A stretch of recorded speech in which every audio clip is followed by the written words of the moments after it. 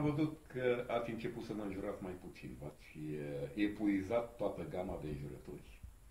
Cu ocazia sărbătorilor de iarnă, vă mai dau eu alte motive să o faceți în continuare.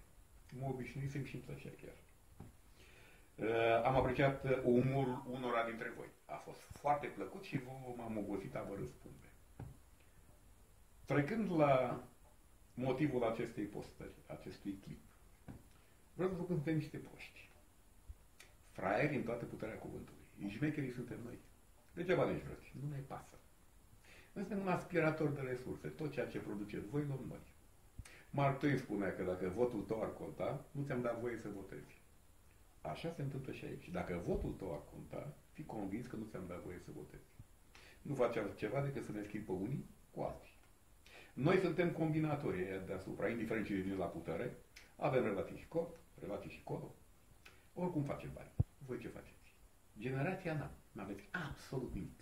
N-aveți casă, n-aveți mașină, bă, nici curve n-aveți.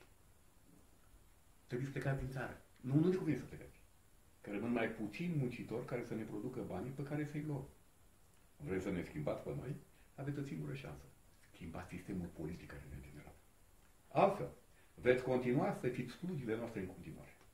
Citiți-mă cu postarea de Marx de pe blog și veți înțelege exact ce înțelegă prin sistemul politic și cine sunteți voi. Cine sunteți voi pentru noi. Noi, când ne scuip, spunem că plouă.